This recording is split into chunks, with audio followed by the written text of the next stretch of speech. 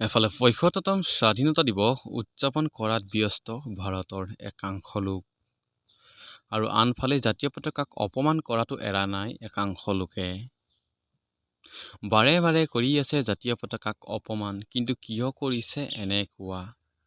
শপত লৈ থৈছে নেকি তেওঁলোকে জাতীয় পতাকাক অপমান কৰাৰ? ক'ত পালে সাহস তেওঁলোকে?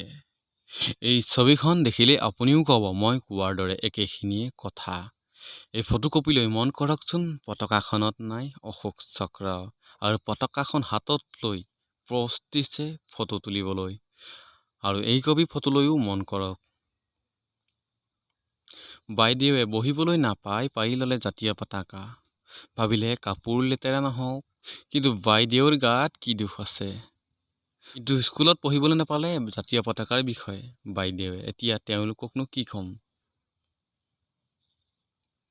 আচল কথা হ'ল আমাৰ দেশ স্বাধীন 1947 চনত হ'ল, কিন্তু একাংশ ব্যক্তিৰ মন এতিয়াও স্বাধীন হোৱা নাই।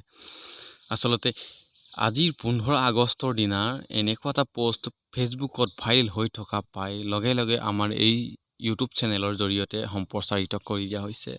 আৰু তাতে আপোনালোকে দেখিবলৈ পাইছে এজন ব্যক্তিয়ে জাতীয় পতাকাখনৰ অশোক চক্ৰ নাইকিয়াকৈ তেওঁ ফটো তুলি ফেচবুকত দি ভাইৰেল হৈ পৰিছে। আনফালে এগৰাকী বাইদেৱে জাতীয় পতাকাৰ ওপৰত বহি তেওঁ গোটৰ মিটিং নে কিহৰ মিটিং পাতিছে আচলতে আমি জানিব পৰা নাই, কিন্তু এনেকৈ চলি আহিছে ভাৰতত জাতীয় পতাকাক অপমানৰ দৃশ্য। ছ'চিয়েল মিডিয়াত ভাইৰেল হৈ আছে জাতীয় পতাকাৰ অপমানৰ দৃশ্য। আপোনালোকৰ মন্তব্য কি আপোনালোকে কমেণ্ট বক্সত জনাবলৈ নাপাহৰিব। যদি আপুনি আমাৰ চেনেলটোৰ প্ৰথমবাৰ আহিছে, চেনেলটো ছাবস্ক্ৰাইব কৰি কাষত থকা বেলটো অল নটিফিকেশ্যন অন কৰি ৰাখিব, যাতে আহিবলগীয়া ভিডিঅ'বোৰ আপুনি আগতীয়াকৈ পাই থাকে।